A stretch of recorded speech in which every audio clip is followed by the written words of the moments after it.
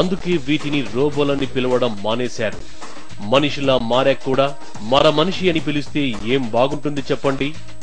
యంత్రంలా కనిపించే దశ నుంచి మనిషిలా మార్చే స్థాయి మరో 2-3 దశాబ్దాల్లో పూర్తిగా అందుబాటులోకి తెస్తామంటున్నారు. మర మనిషికి మనసునందించే ప్రయత్నం ముమ్మరమైంది. మనసు అంటే సొంతంగా ఆలోచించగలిగే స్థాయిని మర మనుషులకు కల్పించడం అన్నమాట. వాటిలో చైతన్యాన్ని కలిగించడం అన్నమాట. అసలు యంత్రాలకు మనిషి మైండ్ని అమర్చడం సాధ్యమా?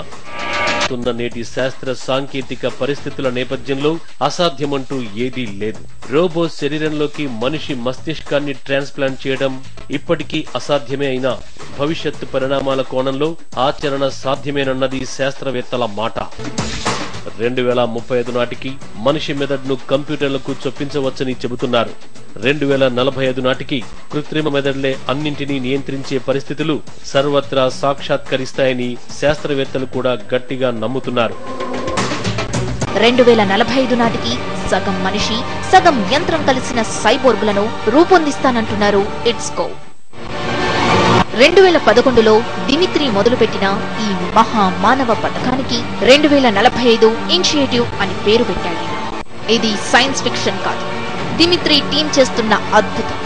మొదటి దశగా 2020 నాటికి ఓ కృత్రిమ శరీరంలోకి మనిషి మెదడును ప్రవేశపెడతారు. 2035 కల్లా ఆ బ్రెయిన్ తో కృత్రిమ శరీరంలో కదలికలు తెస్తారు. 2045 నాటికి మానవుడు పూర్తిగా రోబోలో జీవించగలడు అని ఇట్స్కో చెబుతున్నారు. దేవుడు మనిషిని చేశాడు అన్నది వాస్తవం.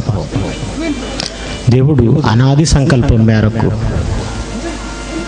మనిషిని చేసి ఆయన ఉద్దేశాలు మనిషి ద్వారా నెరవేర్చుకుని ఆ మనిషిని తన దగ్గరకు చేర్చుకోవాలనుకున్నాడు. కానీ మనిషి ఈ ప్రపంచమే తనకు శాశ్వతం అనుకుని, ఇదే జీవితం అనుకుని, ఇక్కడే సుఖపడమే ధ్యేయంగా మనిషి అనేక ప్రయోగాలు చేస్తున్నాడు. అనేక ప్రయోగాల పేరట ఎంతో ధనాన్ని వ్యయించేస్తున్నాడు, ఎంతో సమయాన్ని వృధా చేస్తున్నాడు. మీకు ఇప్పుడు చూపించిన క్లిప్పింగ్ టైం మిషన్. ఈ లోకంలో ఏదో సాధిస్తాడు, సాధించాలి అని గొప్పగా చెప్పుకుంటూ కలలకంటూ ఒక విషయాన్ని మీరు ఎంతసేపు చూశారు. మర మనిషికి తనకున్న మెదడును పెట్టాలని అనుకుంటున్నాడు. పూర్తిగా మర మనిషిని మనిషిగా మార్చాలి అని అనుకుంటున్నాడు. మరి మార్చడం సాధ్యమా? దేవుని సంకల్పానికి భిన్నంగా మనిషి ఆలోచించినప్పుడు క్రైస్తవుడిగా మనం గలవెప్పాలి, జ్ఞానం చెప్పాలి. మన చేతుల్లో ఈ గ్రంథాన్ని పెడుతూ దేవుడు ఏమన్నాడో తెలుసండి? మన చేతుల్లో పెట్టిన ఈ గ్రంథాన్ని గురించి దేవుడు అన్న మాట ఒకసారి మీరు చూడండి. కీర్తన గ్రంథం 149వ కీర్తన 9వ వచనం. విధింపబడిన తీర్పు, విధింపబడిన తీర్పు. బైబిల్లో మనం చూస్తే తప్పు చేస్తే ఏ శిక్ష, మంచి చేస్తే ఫలం ఏంటో దేవుడు రాయించాడు. ఏది తప్పు ఏది రైటో దేవుడు రాయించాడు. అలా రాయించిన గ్రంథమే మన చేతుల్లో ఉన్న గ్రంథం. మనుషులు రాసుకున్న చట్టాలు మారచ్చేమో కానీ బైబిల్ మాత్రం ఎప్పుడు మారదు. అంత గొప్పది మన చేతుల్లో ఉన్న గ్రంథం. ఇది విధింపబడింది, ఇది విధింపబడింది భవిష్యత్తు గురించి. భవిష్యత్తులో ఆ కాలంలో ఎవరు ఏ తప్పు చేసినా ఆ తప్పులకి ఏ శిక్షలు వేసాడో చెప్పాడు. భవిష్యత్తులో మనిషి ఏ ఏ తప్పులు చేస్తాడో, వాడు తప్పుడుగా ఆలోచిస్తే వాడికి సమాధానం చెప్పడానికి కూడా ఇందులో జ్ఞానం రాయించాడు. అంటే అంతా ఎరిగిన దేవుడు సమస్తాన్ని రాయించాడు. విధింపబడిన తీర్పు వారి మీద నడుపుటకు, దేవునికి వ్యతిరేకంగా దేవుని సంకల్పానికి భిన్నంగా ఎవడైనా ఏవైనా చేస్తే విధింపబడిన తీర్పును వారి మీద నడపాలి, వారికి చెప్పాలి. నడుపుటకు వారి చేతిలో, వారి చేతిలో అంటే మన చేతిలో, ఆయన పిల్లల చేతిలో ఏముందంటున్నాడో తెలుసండి? పుస్తకం ఉందని అంటలేదండి. మీరు పుస్తకం ఉందని అనుకుంటారు, కానీ ఆయన ఏమంటున్నాడు తెలుసా? ఖడ్గం ఉందనుకుంటున్నారా? ఖడ్గం కాదు, 2 అంచుల ఖడ్గం ఉందంటున్నాడు. అంటే మీకు తిరుగులేదంటున్నాడు. తీర్పు తీర్చడానికి అవకాశం ఇచ్చి ఖడ్గం ఇచ్చారనుకోండి, అర్థం ఏంటి మీరు చెప్పండి? తీర్పు తీర్చడానికి అవకాశం ఇచ్చి ఖడ్గం ఇచ్చారనుకోండి, అర్థం ఏంటి? నరికేయగలడనమాట. అంటే నీకు తీర్పు తీర్చడానికి అవకాశం ఇచ్చాను, నా పిల్లలకు నేను తీర్పు తీర్చడానికి అవకాశం ఇచ్చాను. విధింపబడిన తీర్పు అది దేనితో సమానం తెలుసా? 2 అంచుల ఖడ్గంతో సమానం. అంటే ప్రపంచంలో దేవునికి భిన్నంగా మాట్లాడేవాడిని, బైబిల్కి భిన్నంగా మాట్లాడేవాడిని ఎవడనైనా తెగ నరకొచ్చు ఈ మాటలతో. అంత పదునైంది. మీరు విధింపబడిన తీర్పును అమలు చేయడానికి యోగ్యులుగా ఉంటారు. అదే చెప్తున్నాడు చూడండి. విధింపబడిన తీర్పు వారి మీద నడుపుటకు వారి చేతుల్లో 2 అంచుల ఖడ్గం ఉన్నది. ఆయన భక్తులందరికీ ఘనత ఇదే. అంటే దేవుడు ఆయన పిల్లలకు ఏ ఉండాలని అనుకుంటున్నాడో తెలుసా? ఘనత ఉండాలని అనుకుంటున్నాడు. ఆయన పిల్లలు ఈ లోకంలో ఘనంగా ఉండాలని అనుకుంటున్నాడు. అలా ఘనంగా ఉండాలని ఇచ్చింది ఏంటనుకుంటున్నారు? డబ్బు కాదు, డబ్బు ఇవ్వడం ఘనం కాదు, డబ్బు ఇవ్వడం గొప్ప అని అనుకుంటున్నారు. డబ్బు ఇవ్వడం గొప్ప కాదు. నువ్వు ఘనంగా ఉండడానికే నీకు 2 అంచుల ఖడ్గాన్ని ఇచ్చాడు. ఆయన మాటనే 2 అంచుల ఖడ్గాన్ని ఇచ్చాడు. ఆయన భక్తులందరికీ ఘనత ఇదే. దేనికి? విధింపబడిన తీర్పును వారి మీద నడుపుటకు. నువ్వు ఏదైనా తప్పు చేసావనుకో, పోలీసు వాళ్ళు వస్తారు, అరెస్ట్ చేస్తారు, తర్వాత కోర్టులో ప్రొడ్యూస్ చేస్తారు. కోర్టులో ప్రొడ్యూస్ చేసిన తర్వాత కోర్టులో న్యాయమూర్తి వాడు చేసిన తప్పుకు వాడి చేతుల్లో ఉన్న చట్టంలో ఏ శిక్ష అయితే ఉందో ఆ శిక్షని వాడి మీద అమలు చేస్తాడు. ఇప్పుడు మీరు ఇది దృష్టిలో పెట్టుకుని మరలా చదవండి. విధింపబడిన తీర్పు వారి మీద నడుపుటకు. విధింపబడిన తీర్పు ఈ కోర్టుల్లో జడ్జీల చేతుల్లో ఉంటే, న్యాయమూర్తుల చేతుల్లో ఉంటే, తండ్రి ఈ ప్రపంచానికి విధించిన తీర్పు చట్టం మన చేతుల్లో ఉంది. అది వారి మీద నడపడానికి మనకి ఇచ్చాడు. అంటే మనం ఎవరో ఆలోచించండి. ఈ ప్రపంచానికి మనం ఎవరో తెలుసండి? జడ్జిలం, న్యాయమూర్తులం. అంటే ఎంత గొప్ప యోగ్యత మనకి ఇచ్చాడో ఆలోచించండి. అంత గొప్పదండి. 2020 కల్లా వాళ్ళు ఏం చేస్తారన్నట్టు తెలుసండి? మానవ మెదడు రోబోకు పెడతానంటున్నారు. ఇప్పుడు ఎంత? 2014. అంటే ఇంకొక 6 సంవత్సరాల్లో మానవ మెదడుని వాళ్ళు చెప్పినట్టుగా రోబోకి పెట్టాలి. పెట్టకపోతే వాళ్ళ మాట అబద్ధం.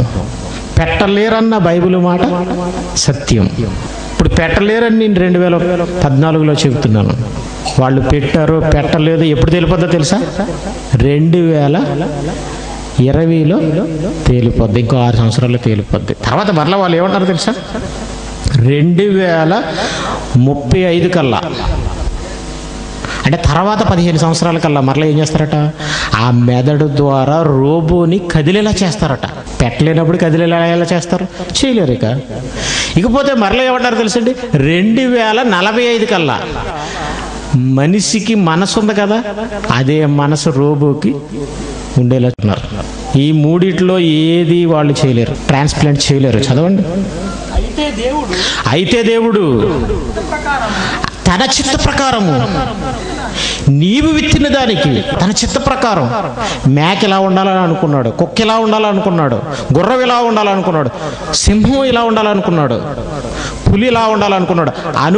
ఆయన చేశాడు. ఆయన అలాగే మనిషి ఇలా ఉండాలని దేవుడు అనుకున్నాడు. అయితే దేవుడు తన చిత్త ప్రకారం, అది ఆయన ఇష్టం, అది ఏది ఎలా ఉండాలి అని అనుకున్నాడో అలా ఉంది. అది ఆయన ఇష్టం, అలా ఉంటుంది. నీ విత్తిన దానికి శరీరం ఇచ్చును, మరియు ప్రతి విత్తనానికి దాని శరీరము ఇచ్చుచున్నాడు. మనిషి మెదడు ఎవరిది? మనిషిదే. మనిషి మెదడు మనిషిదే. మేక మెదడు మేకదే. కుక్క మెదడు కుక్కదే, అది దానికి ఇచ్చాడు దేవుడు. మరో దానికి పెడతానంటే పెట్టి దేవుడు దానికి ఇచ్చాడు. దానికి ఇచ్చినప్పుడు మరో దానికి మనిషి పెట్టలేడు. ఒకవేళ పెట్టగలడని మీరు అనుకుంటే రోబో దాకా ఎందుకండి? కుక్క రక్తం కానీ పంది రక్తం కానీ మనిషికి ఎక్కించమనండి. మనిషికి మరో జంతువు రక్తం ఎక్కించలేని వీడు మరో మనిషి రక్తం ఎక్కిస్తున్నప్పుడు, అదే బ్లడ్ గ్రూప్కి సంబంధించిన రక్తాన్ని ఎక్కిస్తున్నప్పుడు, రోబోకి ఇనప ముక్కకి మెదడు పెడతావా? మనిషి ప్రాణం ఎంత అన్ని కోట్లు పెడతారేమో, రమ్మనండి. పెట్టలేరండి.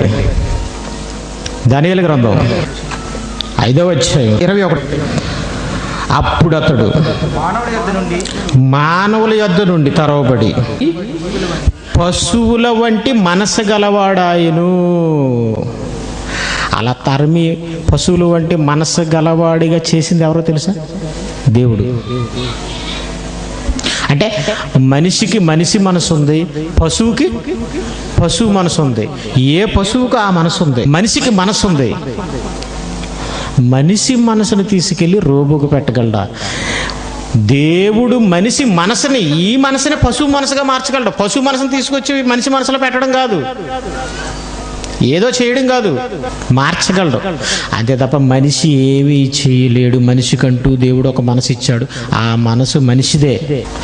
అసలు వీళ్ళు ఎలాంటి మాటలు మాట్లాడుతున్నారంటే ఇంతకీ మనిషి అంటే వాళ్ళకి అర్థం కాలేదండి. ఆ సైంటిస్టులు వాళ్ళ పోలికల్లోనే ఒక రోబోను చేసేటప్పటికి వాళ్ళు దాన్ని ఒక పెద్ద వండర్గా చెప్పుకుంటున్నారు. వాళ్ళ పోలికల్లోనే దాన్ని చేసేసారు కదా అని. అలా చేసేసిన వాళ్ళు ఇకపోతే ఏదైనా చేసేయగలరా అని వాళ్ళు అని అనుకుంటున్నారండి. ఆ రోబోని చూడగానే ఒక విషయం మీకు జ్ఞాపకం రావాలండి. వాళ్ళు చెప్పేది ఊహలు, వాళ్ళు చెప్పేది కథ, కానీ నేను చెప్పబోయేది ఇప్పుడు నిజం. వాళ్ళు వాళ్ళ ప్రతిరూపాలని ఇనప ముక్కకిచ్చారు, కానీ దేవుడు తన ప్రతిరూపంలో మనల్ని చేసుకున్నాడు. వాళ్ళున్న శరీర పోలికలో ఒక రోబోని చేయడు, వాళ్ళు గొప్ప అని అనుకుంటున్నారు, కానీ దేవుడు తన పోలికలో మనల్ని చేసుకున్నాడండి. అది ఎంత గొప్ప అండి, అది ఎంత గొప్ప ఈ ప్రపంచం గ్రహించిందండి. ఇలాంటి విషయాలను వాళ్ళు చెబుతుంటే ఆశ్చర్యపడతారు, కానీ ఆశ్చర్యపడవలసిన విషయంలో వాళ్ళు ఆశ్చర్యపడరండి. ఇంతకీ ఈ శరీరంలో ఉన్నది ఏంటనుకుంటున్నారు మీరు?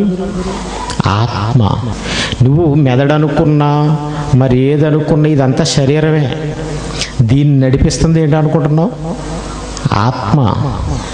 అది ఏంటనుకుంటున్నావు? అది దేవుడు తన ఆత్మను పంచి ఇచ్చింది.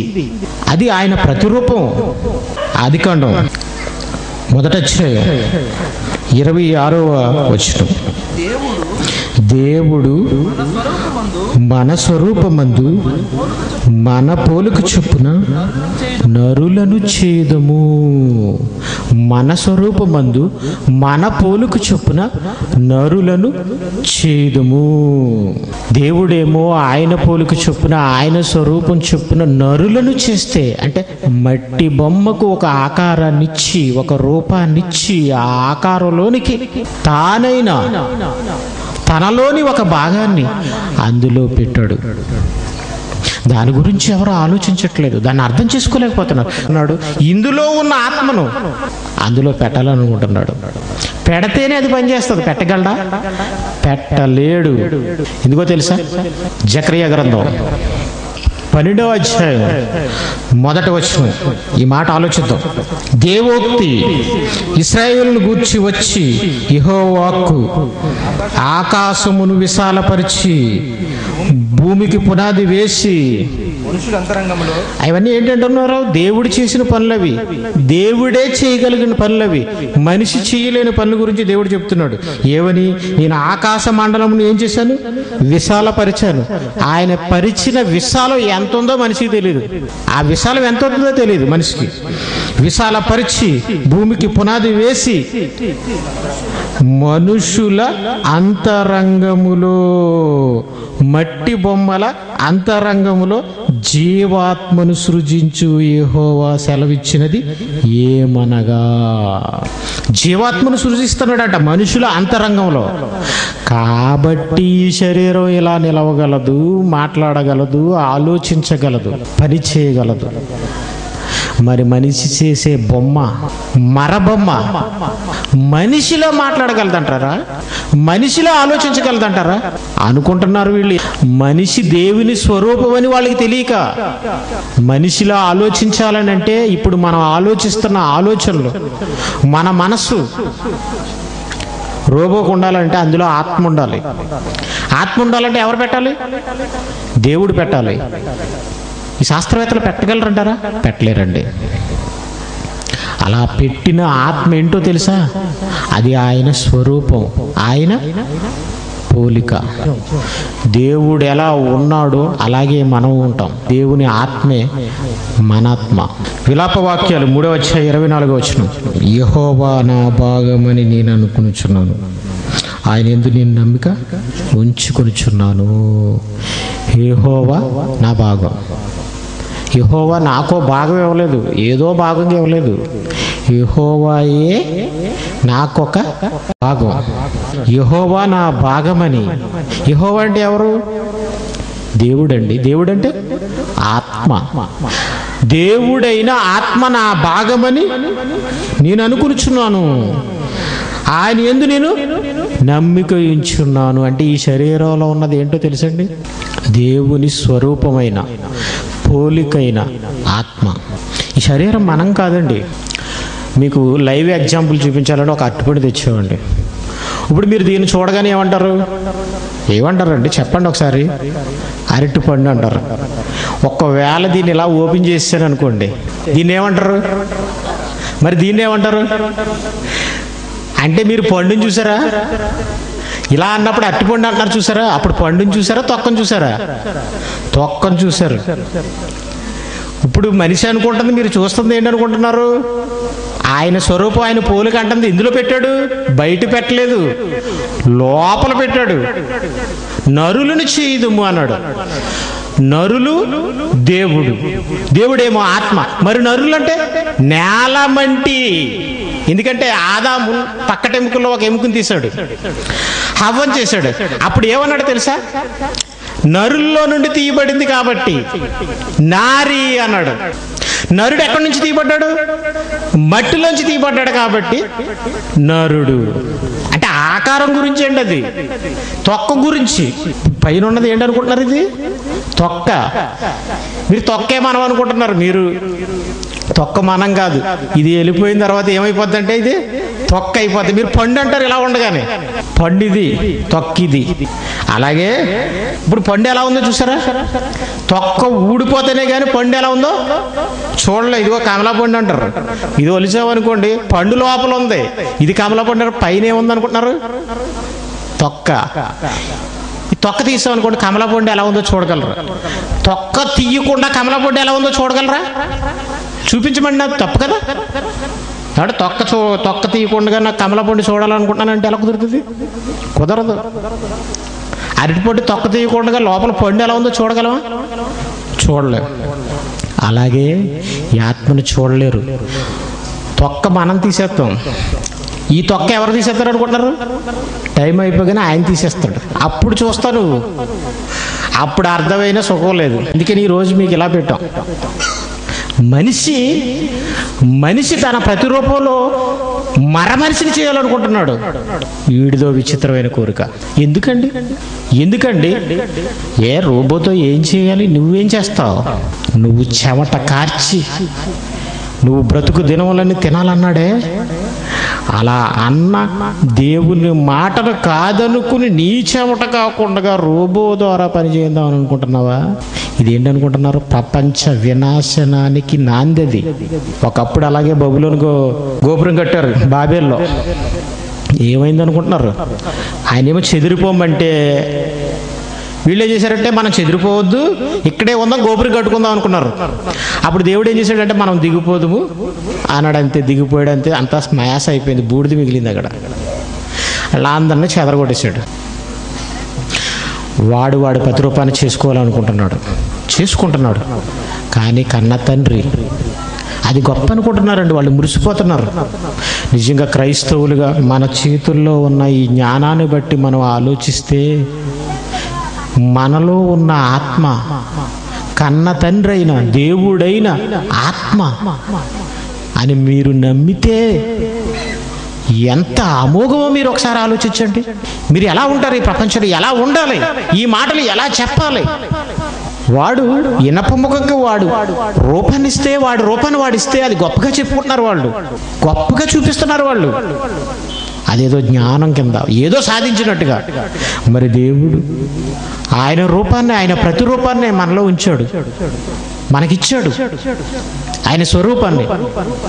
మరి మనం ఎందుకు అలా మాట్లాడలేకపోతున్నాం జ్ఞానవంతులుగా? ఎందుకు ప్రపంచ అజ్ఞానంపై దండెత్తలేకపోతున్నాం? వీళ్ళు సిగ్గుమాలిన వాళ్ళండి. ప్రపంచ శాస్త్రవేత్తలందరూ ఎలాంటి వాళ్ళు అనుకుంటున్నారండి?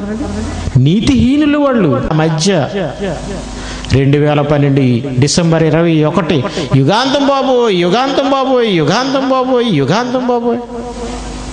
వాడంతం గురించి వాడికే తెలీదు. వాడు నోరు మూయించవలసిన వాడు ఏం చేస్తున్నాడో తెలుసా? నోరు ఇప్పట్లా మూసుకుంటున్నాడు. వీడు నోరు మూసుకుంటున్నాడు, వాడేమో నోరు తెరుస్తున్నాడు. కాబట్టి మీకు వాయిస్ ఉంది, వాయిస్ ఇవ్వండి బైబిల్కి.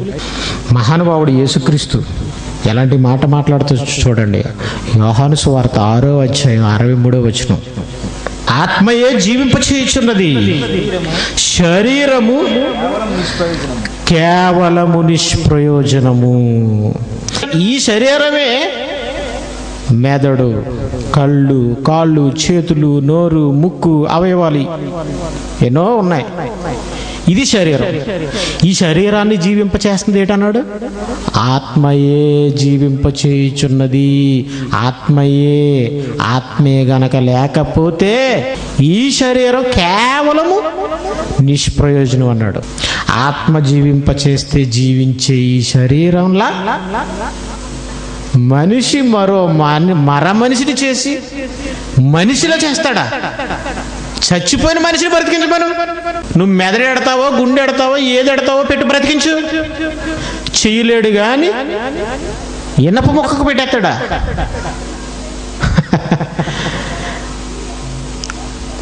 ఎవరి దగ్గరన్నా మాట్లాడొచ్చండి, మాట్లాడుకొని.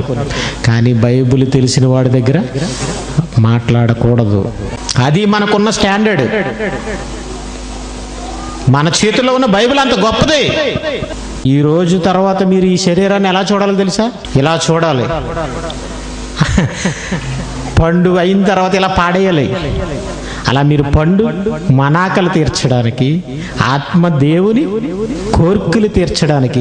దేవుని కోర్కెలు తీర్చిన తర్వాత, తిన్న తర్వాత, పండు తిన్న తర్వాత తొక్క ఎలా పాడేస్తానని నీకు తెలుసో, అలాగే ఈ తొక్క వదిలేయాలి, మట్టిలోకి వెళ్ళిపోద్దని నువ్వు ఆలోచించాలి. ప్రస్తుతానికి ఈ పోలికలో ఇమిడిపోయాం. మనది ఈ రూపమే కనపడుతుంది, కానీ లోపల ఉన్న మన స్వరూపం మన పోలిక అన్నాడు కదా. మరి దేవుని పోలికేది? కనబడట్లా. కానీ ఇది వదిలేసిన తర్వాత ఆ పోలిక నీకు అర్థమైపోద్ది, ధరిస్తావు, ఆ పోలికలోనే ఉంటావు. తొక్క తీసేస్తే పండు చూడగలుగుతావు, తొక్క తీయకపోతే తొక్కను చూసి పండు అనుకుంటావు. ప్రస్తుతానికి అలాగే ఉంది ప్రపంచం, అలాగే అనుకుంటున్నారు మనుషులు. మనిషి దేవుని పోలిక, మనిషి దేవుని స్వరూపం. ఫిలిప్పీయులకు రాసిన పత్రిక 2వ అధ్యాయం 7వ వచనం ముగిద్దామండి. మనుషులు పోలికగా పుట్టి దాసుని స్వరూపం ధరించుకుని. అంటే అర్థం ఏంటి? అంతకు ముందు ఆయన ఏ పోలిక కాదు, అంతకు ముందు ఏ పోలిక కాదు, మనిషిని పోలిక కాదు, దేవుని పోలిక, దేవుని స్వరూపం. ఆ దేవుని స్వరూపం కలిగి ఉన్నవాడు, దేవుని పోలిక కలిగి ఉన్నవాడు ఏం చేశాడంటే మనిషిని పోలికలోకి వచ్చాడు. మనిషిని పోలికలో పుట్టి దాసుని స్వరూపం ధరించుకుని తన తానే రిక్తినిగా చేసుకున్న దేవుని స్వరూపం కలిగిన వాడివి, దేవుని ఆత్మను కలిగిన వాడివి. ఈ శరీరంలో ఉన్నంత కాలం నువ్వు రిక్తుడివి, ఏమీ కాని వాడివి. దేవుడు అంటే ఏంటనుకుంటున్నావు? ఈ ముల్లోకాలని మాట ద్వారా కలిగించిన వాడు ఆయన. ఆయన కలిగిన దానితో కలిగించడం కాదు, కలిగినది లేనప్పుడే కలిగించిన వాడు. లేనిదాన్ని ఉన్నదానిగా పిలిచివాడు ఆయన. లేనిదాన్ని చేశాడు ఉన్నదానిగా. లేని దానిలోంచి ఉన్నదాన్ని రప్పించాడు. మనిషి ఉన్నదానికి రూపాన్ని ఇస్తున్నాడు, తండ్రి ఇచ్చిన రూపాన్ని కాదని అనుకుంటున్నాడు, తన దేవుని స్వరూపం కాదనుకుంటున్నాడు, తను మనిషిని అనుకుంటున్నాడు, మోసపోయాడు, నరకానికి పోతున్నాడు. వీడు చేసిన రోబో, ఆ రోబో సినిమా మన విషయంలో నిజమండి. రోబోకి వాడు ఎలాగ మనసు ఇవ్వలేడు, ఏమి ఇవ్వలేడు. కానీ దేవుడు మట్టికి, ఈ మట్టి శరీరంలో మన నుంచి అన్నీ ఇచ్చాడండి. ఎందుకంటే ఆయన కళలను పండించాలని. రోబో సినిమాలో రోబోకు మనసిస్తే ఏం చేసింది? తిరగబడ్డది. అలాగే ఇస్తే మనిషి ఏం చేశాడు అనుకుంటున్నారు? తిరగబడ్డారు. అది కథ, ఇది నిజం. ఆకాశం ఆలకించు, భూమి చెవియొగ్గు, నేను పిల్లల్లో పెంచి తిని వారిని గొప్పవారినిగా చేసి తిని వారు నా మీద తిరగబడ్డారు. తిరగబడ్డ తర్వాత రోబో పరిస్థితి ఏమైంది? చిట్టి పరిస్థితి డిస్పాచ్ అయిపోయింది. ఏ పార్ట్కు ఆ పార్ట్ ఊడిపోయింది. మనిషికి ఏంటనుకుంటున్నారు? లూజ్ అయిందండి, మతిపోయింది, పిచ్చి పట్టింది. దేవుడి స్వరూపం అని దేవుడు అంటే అబ్బబ్బబ్బ, ఎంతమంది ప్రవక్తలు, ఆయన కుమారుడు ఎంతమంది చెప్పారు, ఎన్ని చేశారు, దృఢపరిచారు, అయినా నమ్మట్లేదంటే వీడు వెర్రివాడు కదా. దేవుడు ఏం చేస్తాడో తెలుసా? రోబోని డిస్పాచ్ చేసి ఎలాగైతే అక్కడ పెట్టారో అలాగే ఈ శరీరం అయిపోయిన తర్వాత నిన్ను ఏం చేస్తాడంటే డిస్పాచ్ చేస్తాడు. దేవుని పోలిక, దేవుని స్వరూపమైన నిన్నే పాతాళంలో పెడతాడు. కాబట్టి దేవుని పోలిక, దేవుని స్వరూపం కలిగి ఆయన ఆత్మను కలిగిన వారే మనవని, ఇది మన జన్మ వెనకాల ఉన్న రహస్యమని, ఇది ఎవరూ చెప్పని రహస్యం, ఎవరూ చెప్పలేరు గనుకే దేవుడు రాయించాడు. కానీ ఇవి మాటలుగానే మిగిలిపోయాయి. వద్దు ప్రియమైన వాళ్ళారా, మాటలుగా మిగలకూడదు. వీటికి స్వరూపాన్ని ఇవ్వాలి మనం, వీటిని నిజం చేయాలి. ఈ సమాజంలో ఈ మనకు దేవుడిచ్చిన ఈ గొంతెలుగెత్తి చాటాలి, చాటుదాం. కాకినాడ సర్పవరం చేపల మార్కెట్ వద్ద శెట్టిబల్జిపేట. సెల్ 9948011871. ఉచితముగా బైబిల్ ని పాఠ్యాంశాలుగా బోధించబడును. సమయం ప్రతి ఆదివారం 5 గంటల నుండి 7:30 వరకు. బైబిల్ పై మీ ప్రశ్నలకు మా సమాధానము అను కార్యక్రమం ప్రతి గురువారం 6 గంటల నుండి 8 గంటల వరకు. రమణయ్యపేట.